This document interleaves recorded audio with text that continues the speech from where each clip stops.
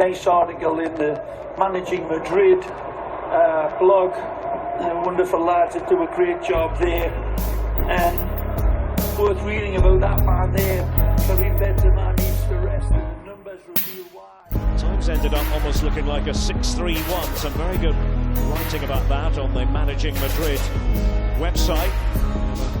First-rate podcast as well. Of course, Fede Valverde was a huge part of the equation.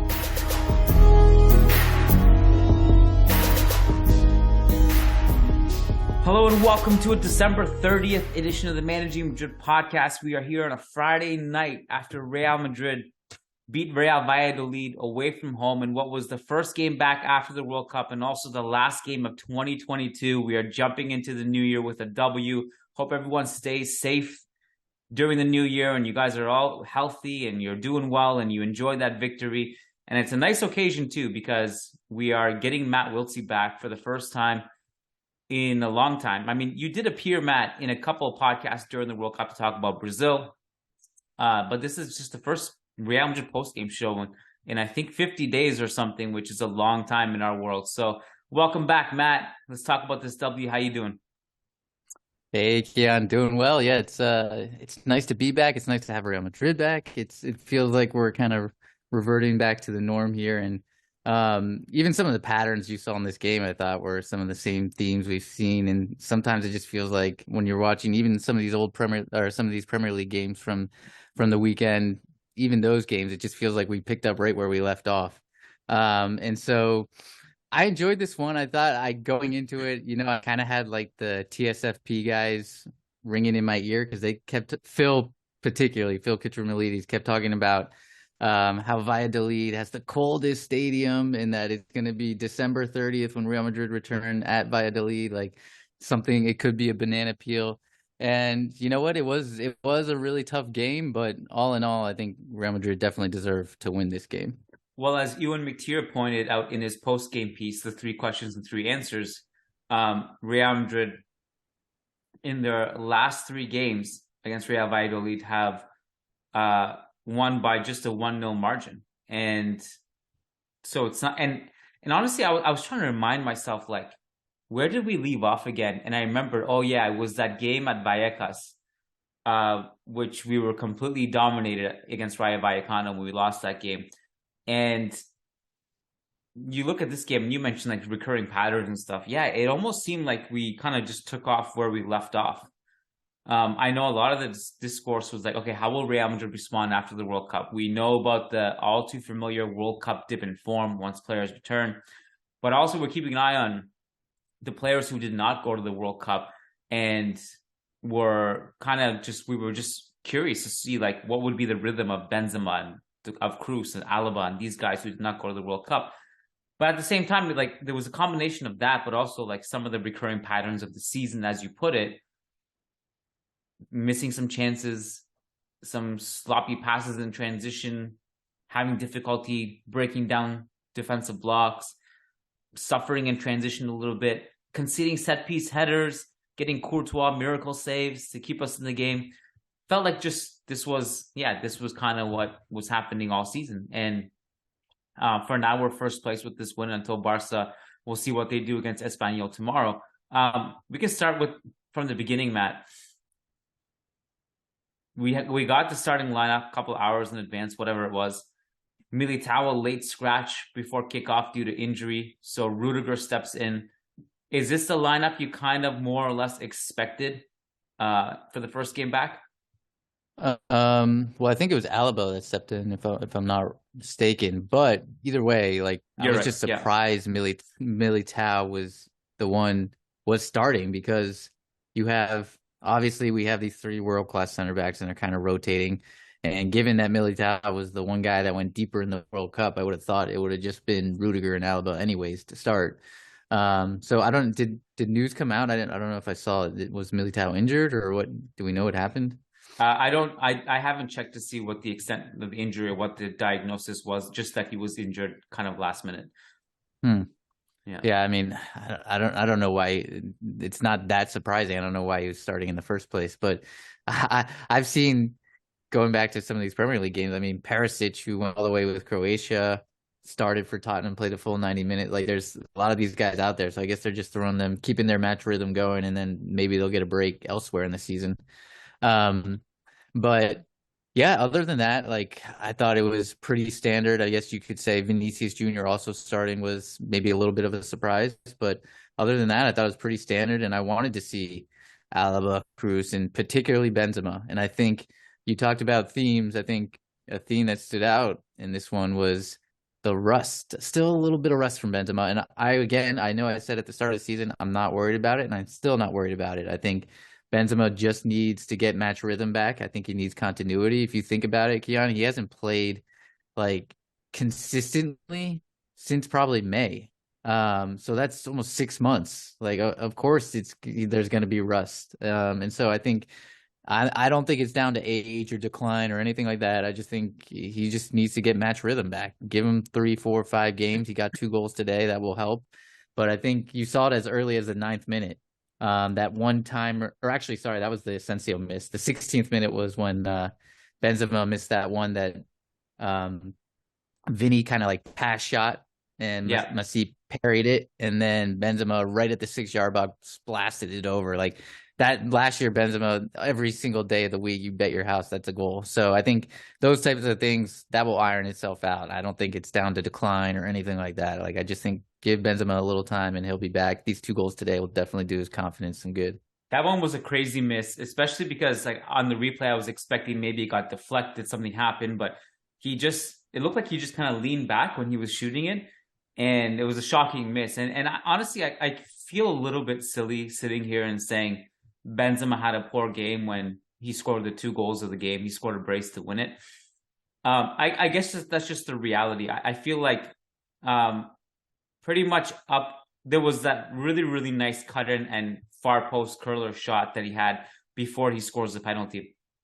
That was the first moment where I felt like, okay, Benzema, we got like the real Benzema for a second here. But up until that point, given goals were a little off, the link-up play was a little bit off, passing in transition was a little bit poor, touches were a little bit poor. There was one occasion in the second half where Vinicius is sprinting on a breakaway on the overlap and he doesn't get the ball to him.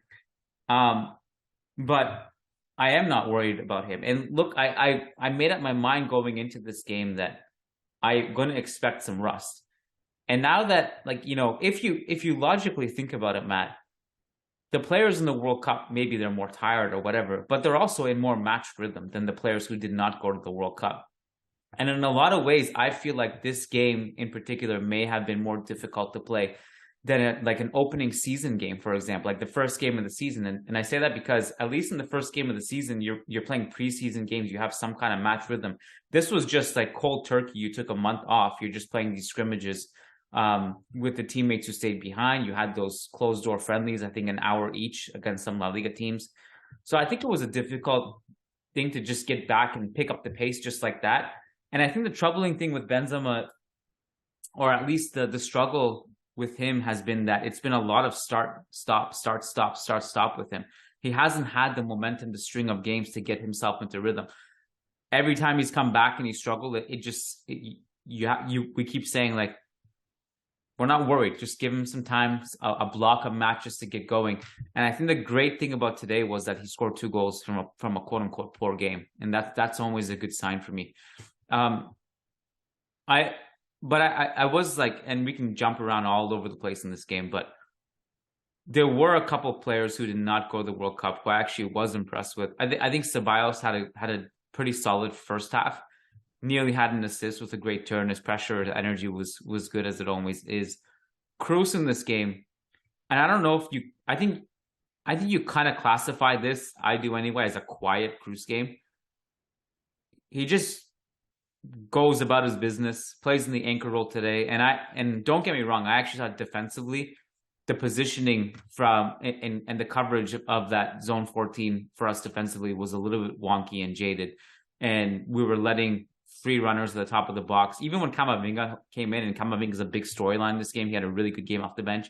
You could clearly see he's not really comfortable in that role defensively. Because him and Kroos were playing kind of interchangeably at some points the second half when he came in. Anyway, my point about Kroos was defense overall was pretty good behind the ball. And you go through the numbers, 103 passes. Out of the 103 passing attempts that he had, he only misplaced 3 passes. He completes 100 of them. Game high in touches, game high in key passes, 7 of 7 long balls. Just quietly a really good Kroos game. And I think maybe that, I don't know if anyone talked about it, if it went noticed or unnoticed. I know most of the praise in this game was about Courtois and Benzema after the game from Carlo Ancelotti, Camavinga off the bench, obviously. But Kroos, low-key, just had a really, really, really solid game. Yeah, I think in possession, he was the go-to guy, and that's kind of what I noticed. I mean, we always know that with Kroos, but I think in this game in particular, there were times where we saw Valladolid defending deep. They had numbers back. It was a low block we were trying to get through. And I was actually a little disappointed in guys like Fede Valverde, maybe even like Benzema to a degree, Asensio to a degree, where I felt like they didn't take the impetus or try anything in that final third. They didn't try to play a killer ball, make a ball carrying sequence in that zone 14. And instead, they just dished it off back to Kroos, and they're like, Kroos, you dictate this. You find the hole. And like, yes, he's the best passer in the world, and yes, he's our tempo guy and everything like that. But I felt like some of the other guys could have taken more responsibility in that final third rather than just piling it all on Kroos. And then defensively, you mentioned it. I mean, he's never going to be – he's different to Casemiro or Tchouaméni in that role. He's never going to be the guy who's just – sniffing things out naturally and just coming in with a sliding tackle to destroy a counterattack or whatever it may be. And there were moments, I have it in my notes, like there were a lot of moments I felt like in transition where we noticed that, and we did get caught out 1 or 2 times. And it wasn't that Kroos he had the right intentions, but I felt like he just always got to the spot a little too late. And so Valladolid were able to play through, or even like think about that turn from Roque Mesa early in the game that he had on Toni Kroos. It was because Kroos got his body positioning there a little too late. And so he recognized that Mesa was behind him and just wasn't able to make that adjustment in time. And there were a number of things like that where I was like, you notice the difference versus a guy like Casemiro in there, because he just always gets those perfectly timed and just knows exactly where to be. And in transition, we don't suffer as much. And so I think that's kind of by the by, though, with Kroos in that position. You know what you're going to get on the ball, and you know what you're going to get defensively. And it's just the pros and cons, just like it was with Casemiro. There are pros and cons. And so I think in this game, given the World Cup, given the injuries and everything like that, it probably made sense to play him. Yeah, I mean, you're not going to play your Gala 11 in a game like this, but it's funny enough, Tchouaméni, who obviously had a pretty uneventful game, he comes in at the end, he has like 5 touches.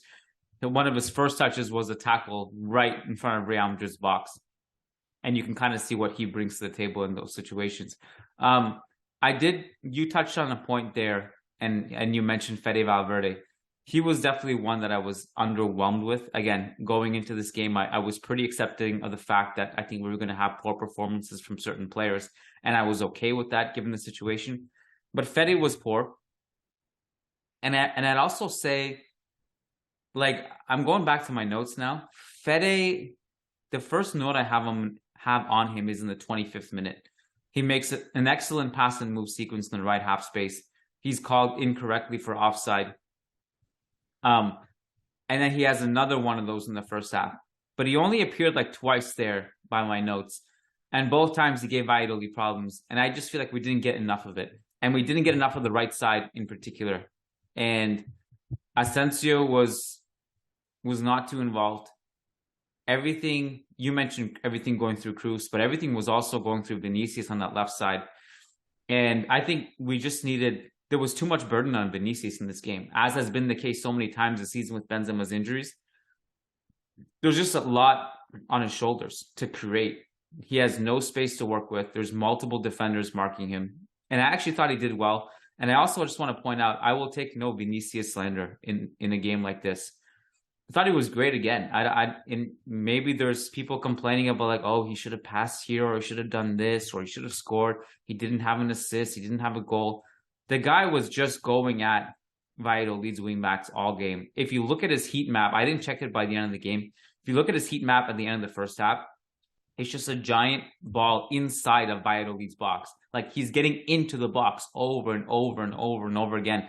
And I saw a couple of people singing the praises of the right back Fresneda, including Pacheta, which was Valladolid's coach after the game. He had a fine game, but Vinicius was getting into so many dangerous positions despite having no space to work with. Some of his dribbling was incredible, and again, there's just so much on his shoulders, on his plate when you're not, especially the way Benzema was playing up until the end. He wasn't getting much help, and that's why I was like, I think you kind of need to get some Rodrigo action in here. I thought. Turns out I think Camavinga was the biggest difference maker off the bench, and we'll talk about him. But just someone to maybe go over to the left, overload that side, or do something from the right. And the other concern, Matt, is Carvajal is still not Carvajal. I mean, it's kind of a poor game from him today as well. So we just didn't get anything from the right side. And in so many games, Fede has been the guy that can carry that load, but Fede was off today too, and I think it showed. Yeah, I mean, a lot to unpack there. I think on Vinicius, I wholeheartedly agree with you. Like, I think I wrote about it in my player ratings. I think Fresneda, I think he did a great job. He probably did the best of any La Liga defender this year up against Vinicius Jr., but Vinicius Jr. still managed to create a ton of opportunities and create chaos inside the Valladolid box. And that's just the type of player he is. Like, no matter how well you defend against him, you're still probably not going to be able to stop him for a full 90 minutes. And I mean, you think about the fact that we talked about that shot he had where he parried it. He then, if you remember, Courtois makes this unbelievable save from a corner kick in the 67th minute, Sergio Leon header. Literally less than 60 seconds later, Vinicius Jr. is up the other side of the pitch, carving people inside the box, and his chip goes just over the goal. But that's what he brings. As good as Fresneda was, you still can't contain Vinicius for a full 90 minutes. And I think I agree. I think he was really, really good. Fede, disappointed. I think I mentioned earlier that he just didn't. I felt like he didn't take more responsibility in this match. Wanted to see him kind of try and be that spark in the final third and maybe bring something different.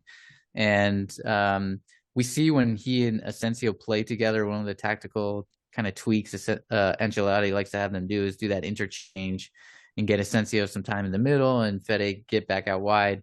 And they did that from time to time, but there was no real great effect to it. I felt like, and so to your point, the right side of the pitch was kind of a dead end for us. It wasn't until Lucas Vazquez came. I actually thought Lucas Vazquez was the right sub because he came on and basically played as a right winger rather than a right fullback, and it allowed Rodrigo to drift in centrally, and it just gave us that additional man in the final third. Valladolid was giving us that space, and Carvajal it looked like he didn't have the engine in him. There was one play, I think it may have been Asensio or Valverde who played him a ball down the line, and he didn't even have the engine to go after it. And I was like, man, that's not like Carvajal. And so probably he and Valverde for me were the two standouts as poor performers. I just didn't feel like we got enough out of them. The thing, the subs in the second half, Camavinga's a standout, but Vazquez in a way I thought was really important. And it's in a weird way, it's not because he was great in a vacuum, but I think it's because he did things that Carvajal didn't do. Just simple things like provide width in the final third and go at the wing back and try to get balls in and move in the half space and just be an offensive presence. And I don't think Carvajal was that in the second half. And obviously some of that will have to do with game state, but he did at least provide that energy on the right. And we can complain about the efficiency of him, but from an intent perspective and his presence perspective, I thought Vazquez was actually really important as a sub in the second half. And yeah, and when Camavinga came in, he was doing things that Fede just wasn't doing, or Fede normally does. And one of those key things was just the energy and the ball carrying. You know, that was really important in the second half. What did you see in the first half in terms of just interesting wrinkles, interesting things, maybe defensively, offensively? What did you think of the back line? We haven't spoken about the back line yet. Any notes? Yeah, so a couple things. One on Madrid and then one on Valladolid that I found interesting. So Madrid, we basically are defending. So for the most, except when we got caught in transition, for the most part, Madrid would kind of regain their shape, drop in, and we'd set our line of confrontation, meaning like when we would engage with the opponent, when we would actually go out and press them. We set our line of confrontation kind of around the top of the center circle, sometimes even deeper than that, like the bottom of the center circle. And so the team would just kind of sit in their defensive shape and wait. We didn't press high. We didn't kind of really go after it. There were a few ad hoc moments when a player would decide to press high, but for the most part, we tried to draw Valladolid out and have them carry the ball forward, come into our half so that we could take advantage of that space in behind and spring a Vinicius or an Asensio in transition if we had the opportunity. And so I found that interesting. I found the fact that, okay, Ancelotti, we know it's kind of hit or miss with the press. And so for the most part, he does like to have the team sit and absorb and then use Vinicius. So it makes sense. But then on the flip side, Valladolid, I was surprised at when they chose to press and the fact that they did even press us. So if you notice, they pressed us really high on all of our goal kicks. And we struggled. We really struggled to get out. There was even one moment where I noted where Kroos actually got on the ball and just lobbed the ball to Benzema, and it was a poor ball, and he had nothing else on, and Valladolid ate it up and came right back at us. And if the foul early in the first half that Carvajal had, where he dragged a player down right outside our box, that came from Valladolid pressing us off a goal kick. And that was a lazy play from Carvajal, and he lost the ball, and he decided, you know what, I'm just going to take this guy down rather than actually defend him. And so I think that's a credit to Pacheta and this Valladolid team. They recognize that, hey, this is an area where maybe we can get at Real Madrid. They're not as press resistant as they used to be. And I think I've noticed in the film that we can take advantage of them on their own goal kicks. And so it'll be interesting to see if other teams start to pick up on that, and if they start to do that more often, or if we improve in that area, because that's always been something where we've been able, like at our peak, at Real Madrid's peak, especially you think of Zidane 16-17, like we could play through that no problem. And in more recent years, it's been a bit of a struggle, and I think tonight it was the same. And I give Valladolid credit. They didn't just, obviously they sent a low block a lot of the time, but they picked and choose their moments to press, and it did work. Well, between them and recently Rayo Vallecano, there has been the alternative blueprint. Like, there's so much complaints about, we hate facing low blocks, we're not good at breaking them, but there's also this perspective too, where we do tend to struggle sometimes against teams like this who actually will go at us. Rayo Vallecano provided a great blueprint for some La Liga teams to make a case that you can actually go at us, you can actually press us without getting too exposed in transition. Pacheta was speaking about this before the game. He said, we're not going to change our game plan. We believe we can stop their transition attacks. Ultimately, I think a lot of this will come down to firepower. And a team like Valladolid, the reality is, as much as they tried, and they had like a decent volume of shots, but they didn't really have a huge chance, If you think back to this game, was there like a chance where they were like, I can't believe they missed that? They had the Sergio Leon header. They had who was it that shot out? Ivan Sanchez, I think it was, in the 20th minute, that Courtois save. Like, I can't remember. Those are the two. Yeah, those are the two good saves from Courtois. But it's not like, to your point, it's not like those were point blank opportunity, much like ours were in the 6-yard box. Theirs were just really good efforts, more so than high XG opportunities. Well, and I thought Rudiger and Alaba had a good game for the most part too. Their coverage was pretty good. There was space behind Mendy for Valladolid to get in behind him. I thought the coverage was good from our central defenders. Again, I think the chances we conceded were, I think, a lot to do with not having a Tchouaméni type presence in transitions, but also just covering that zone. And how much did you love Rudiger's little one-on-one sprint with Sergio Leon, where Sergio Leon tried to like manhandle him and Rudiger didn't have any of it? There's no chance. You can't take Rudiger on physically. No, it's super satisfying. Poor Sergio Leon had a terrible, terrible night, which we'll get to. The other thing is,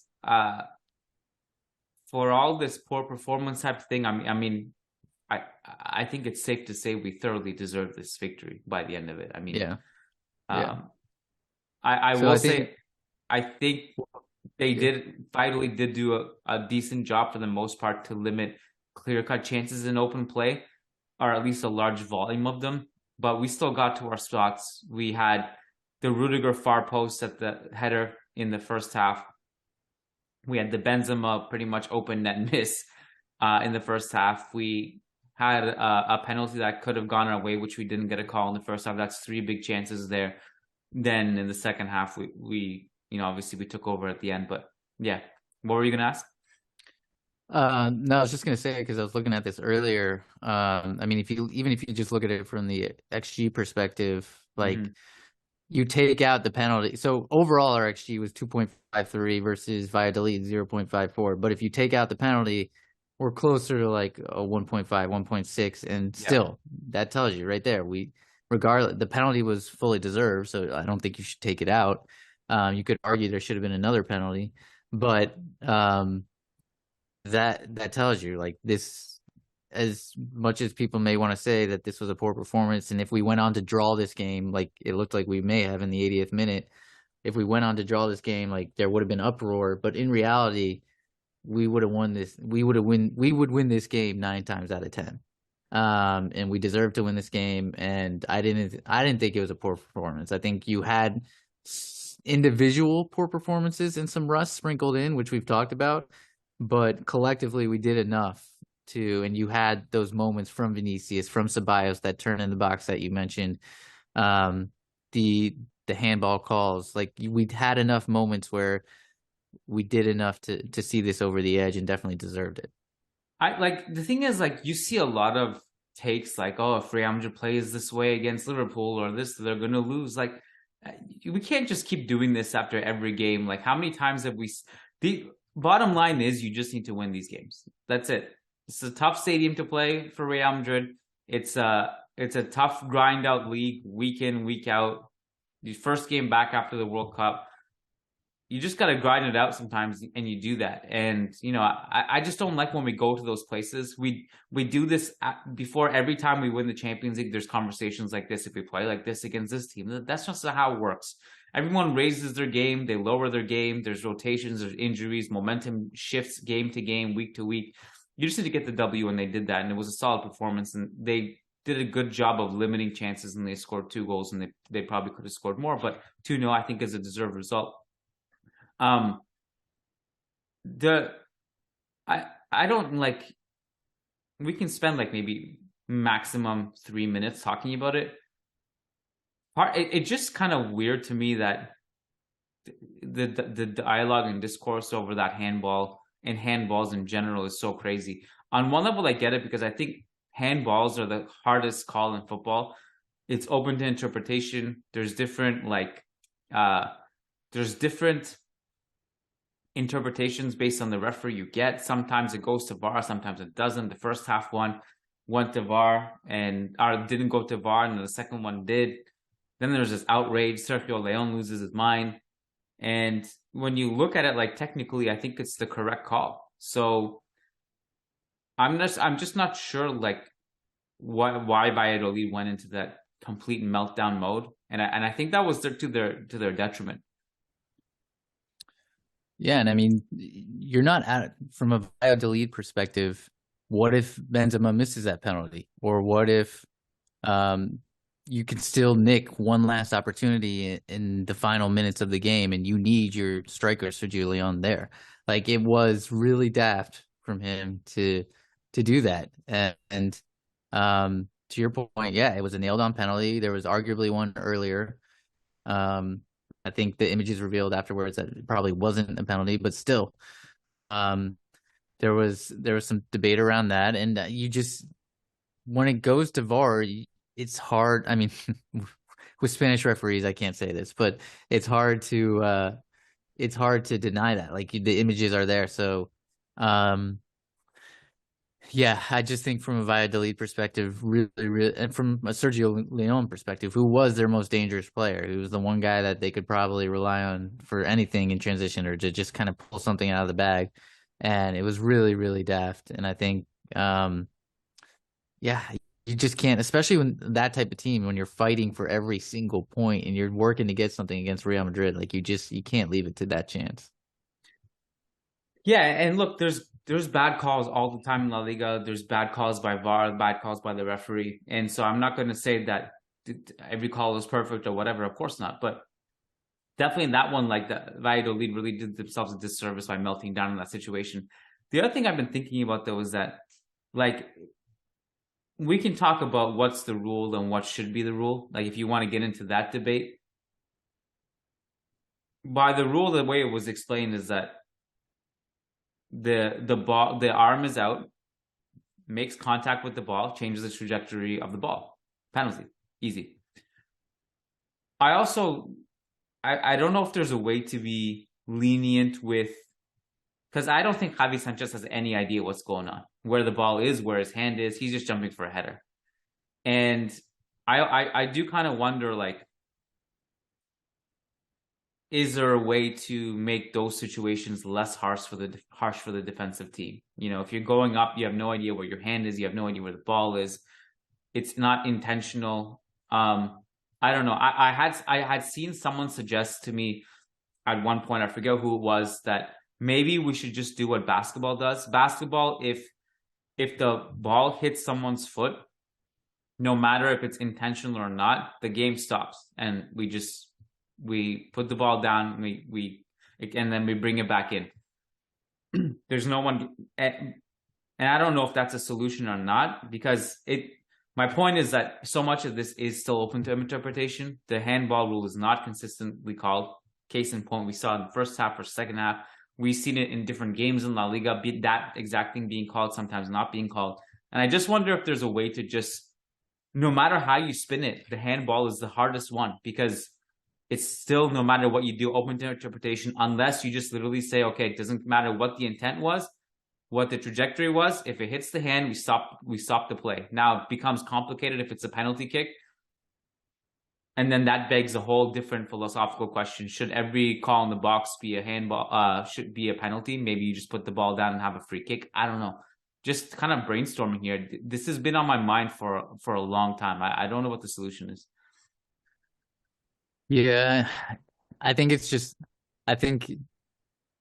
sounds like you're coming from the perspective of, like, the penalty on top of already losing that up, like potentially losing possession or whatever it is. The sequence, the game stops, there's a stoppage, and you get a penalty. That's a harsh call. Am I right? Is that, I like, guess what I'm saying saying is that it, like, there's the kind of handball that Luis Suarez does in the World Cup against Ghana. Yeah. And then there's this where you're going up for a header. That's what, and then they have the same punishment. Although, no, I mean, Luis Suarez is a clear red card, so the punishment is different. Yeah. But I guess I just wonder, like, should both of those be equally punishable as a penalty? Yeah. Is my question, I guess. Yeah. Again, to your point, it goes back to interpretation, though, all of it. And so, yeah, because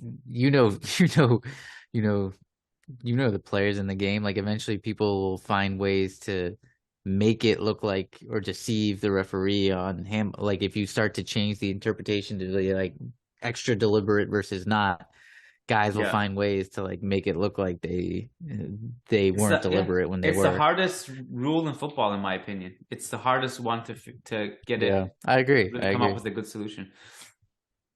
All right, so we talked enough about that, but we got it out of the way. Do we want to talk about Camavinga, or do you want to tackle some other stuff first? Yeah, let's talk about Camavinga. Uh, It's funny because, it's so easy for me to say this after the fact, and I'm not tooting my own horn here, but I wrote in my notes, like, right at the start of the second half, it looked like I said, good game for Camavinga. The more this opens up and the higher we start to press, because we were starting to come out of our shell a little bit and the game was getting a little bit more chaotic. And we know that Camavinga thrives in that type of chaos. And sure enough, he comes on and does what Camavinga does in chaos in the second half performance, super sub type performance. Yeah, there's a lot of chatter after a game like this of like, well, has Camavinga earned a starting spot? Should he be in the starting lineup? Like, I like him like just off in this role. I keep going back to that Carlo Ancelotti quote from earlier this season where he said when the game is broken and Camavinga comes in with his energy, he can change the game. Yeah. You and I did not have a chance to talk about his left back cameos in the World Cup. But as unlikely and as just as much of a criminal act as it was from Didier Deschamps to put him there, the guy balled out. He balled out, put his heart on the field, and understandably just kind of was lost at certain times, but just put in an incredible shift. And in the World Cup final, he was amazing. But I think I just really like him in this role. Just bring him in off the bench whenever in the second half, and the game state will probably suit him. He can take advantage of it.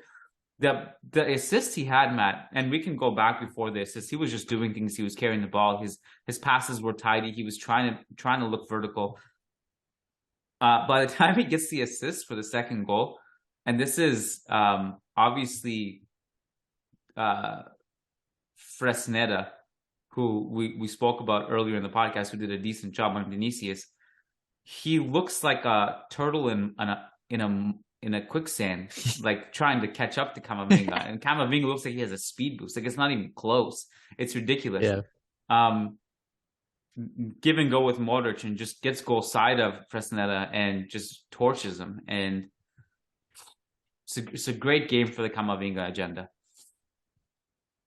Yeah, and he was actually playing left wing at that point because Modric came off for Vinicius Jr. And so and Camavinga really did his best Vinny impression, the 1-2, and then just burn your man and find the final pass. And so, yeah, I like you. I didn't love him at the left back. I'm not a proponent of the left back experiment, but when he gets into positions and like you can't.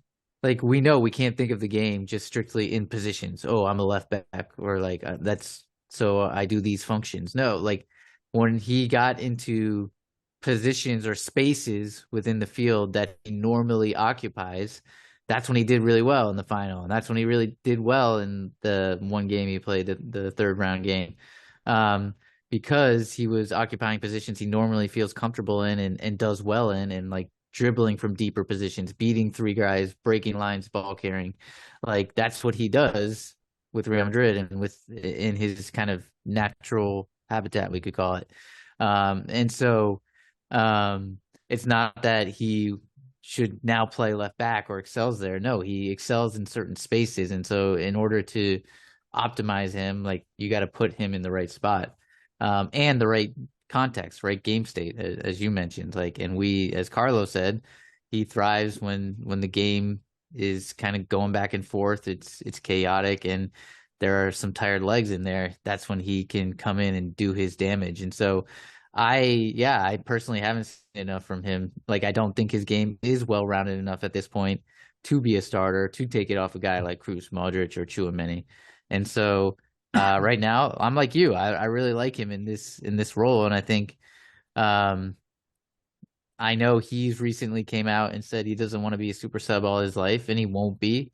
But you're 20 years old right now. Like, this is at Real Madrid. Like, I know it's hard to zoom out now and you think about the day to day, but bide your time. Like, take advantage of, play this role and have the right attitude, and your time will come. Like, you'll continue to develop, and Carlo has been fair in trying to rotate and give him starts here and there. And so I'm sure he was disappointed that Ceballos started over him tonight, but this is like these types of performances and these types of games are where he really does well.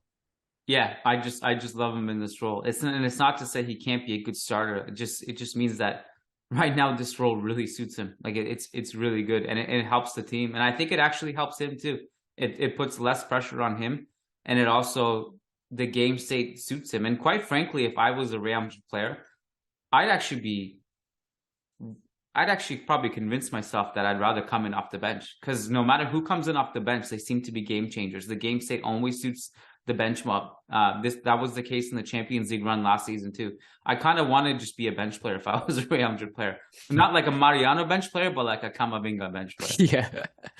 Well, and it goes back to like what we talked about at the top of the podcast, like these themes from the start of the season, which kind of ran off from the end of last season as well, was like the bench mob and the bench coming in and Carlo getting the changes right. And that again is a theme right now, right after the World Cup, and we're picking up right where we left off. So I think we'll just continue to see more of that. It kind of feels like the season never stopped. Yeah. Okay, what else did you want to hit on in this game? Anything? Let me look at my notes real quick.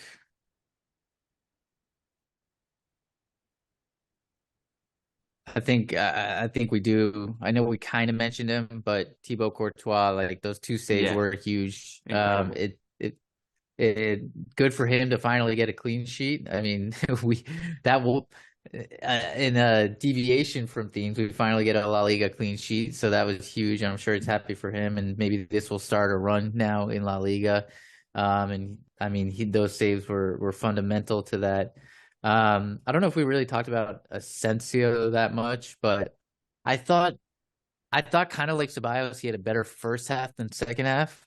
I thought both of them, their little flicks and deft touches, and like Asensio had a little back heel in the box that came off. Like I thought that those little stuffs were actually working in the first half, but I felt like he faded out more and more as the game wore on.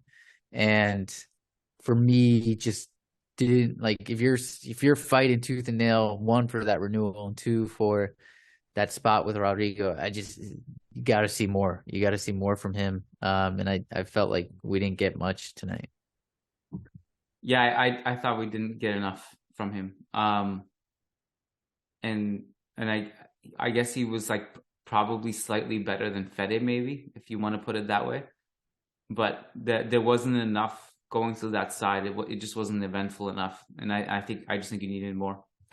And on that note, I don't really have that much on Rodrigo either. I mean, Rodrigo had some good movement here and there, got into the right half space a little bit. I thought he looked a tiny bit rusty too. Just he wasn't that impactful either, unless I missed something. I don't know if you saw anything on him. I just think he, at least for me, and maybe this is my own bias coming in, I don't know. I just thought he was combining a little bit more than like he was looking for those 1-2s way more than Asensio was. And I don't know if you remember this. It was kind of a unique play, but there was one moment Rodrigo was on and Fede was still on, and Fede kind of does he's out on towards the right wing, and he does a low driven ball kind of towards the top of the box, and Rodrigo does a Cruyff, almost a back heel flick that ends up to Benzema, and Benzema without rust would have nailed that and would have had a goal, but he was just slow to react to it. His reflexes I think that's what the commentator said, like his reflexes just weren't there on that one. They were slow. And so like little things like that from Rodrigo I liked, and I just felt like if you had given him the minutes that Asensio had in this match, he probably would have done more. And on that note, just to go back to Benzema full circle for a sec. Again, I just like how involved he was. We can talk about his lack of efficiency and the fact that he only scored 2 goals. 6 shots, 3rd most touches on the field, just there. He's just involved. Again, that's just a really good sign to me. Ferland Mendy, kind of like the quietest 72 touches from him I can remember. I don't have much on him, other than that maybe he was just up the field a couple times and Rudiger or Alaba or sometimes both had to cover for him. Didn't make a couple underlaps, but didn't really get the ball in those positions. had one where he lost it in a dangerous position. Do you have anything on him? Not really. I think it was an underwhelming performance from both our fullbacks. Yeah. More so Carvajal than Ferland Mendy. It's not that Mendy did anything wrong. It's just he wasn't very impactful.